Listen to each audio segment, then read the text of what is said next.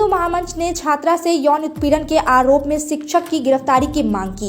कुछ दिन पहले मोहम्मद आलम नाम के शिक्षक ने कथित तौर पर ट्यूशन पढ़ाने के नाम पर एक नाबालिग स्कूली छात्रा का यौन उत्पीड़न किया था। उस घटना की सोमवार रात सिलीगुड़ी महिला थाने में लिखित शिकायत दर्ज कराई गई। उधर घटना के बाद से मोहम्मद आलम को सिलीगुड़ी से सेवक रोड स्थित एक नर्सिंग होम में भर्ती कराया गया।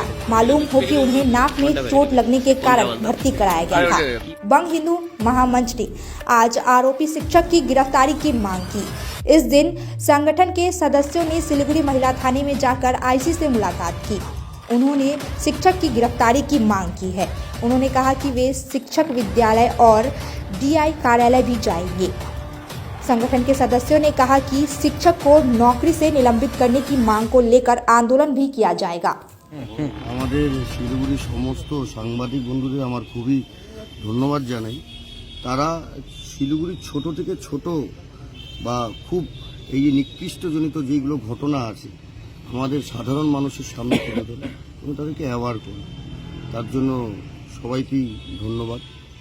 আর কালকে আমরা নির্দিষ্ট একটি সংবাদ মাধ্যম দিয়ে জানতে পারি, তারপরে প্রত্যেকটা সংবাদ মাধ্যমে আমরা দেখি যে একটা বাচ্চা শিশু যার বয়স 14 বছর তাকে নির্যাতন করা হয়েছে। একজন স্কুল শিক্ষক বাড়িতে এসে বিশেষ সম্প্রদায় তিনি বাড়িতে এসে বাড়িতে পড়াতেন। স্কুলে আমরা যাই, স্কুলে গিয়ে তাও ওনার নামে কমপ্লেন শুনি কি উনি স্কুল বাঙ্ক করে গৃহ শিক্ষকতা করতেন।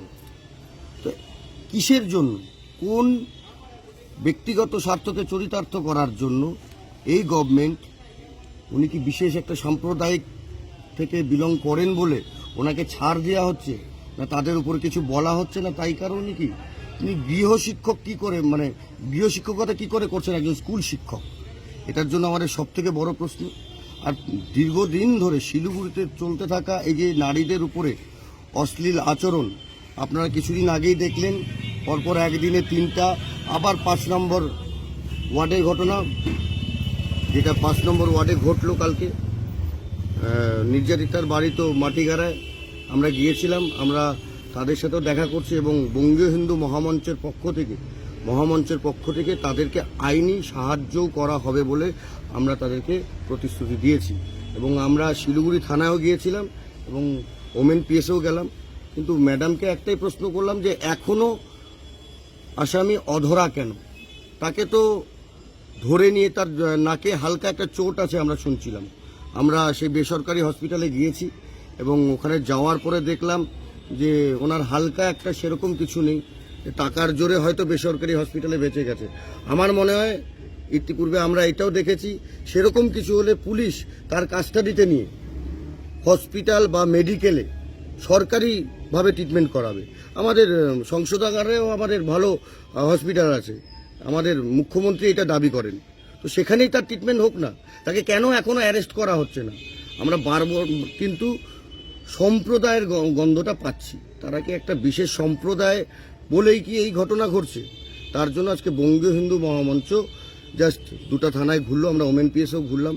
আমরা বললাম 12 ঘন্টার মধ্যে যদি, আগামী 12 ঘন্টার মধ্যে যদি আসামি অধরা থাকে, কালকে শিলিগুড়ির রাস্তাঘাট আমরা অবরুদ্ধ করে দেব বঙ্গীয় হিন্দু মহামঞ্চ। আর ডিআইয়ের কাছেও আমরা যাব, তার যাতে 12 ঘন্টার মধ্যে, আজকে আমরা এখান থেকে বেরিয়ে ডিআইয়ের কাছেও যাব, 12 ঘন্টার মধ্যে যেন তাদেরকে সাসপেন্ড করা হয় এবং তাকে চাকরি থেকে বহিষ্কার করা হয়। এর দাবি নিয়ে আমরা স্কুল ডিআইয়ের কাছেও আমরা আজকে যাব। সৌরভ সরকার, বঙ্গীয় হিন্দু মহামঞ্চের চেয়ারম্যান।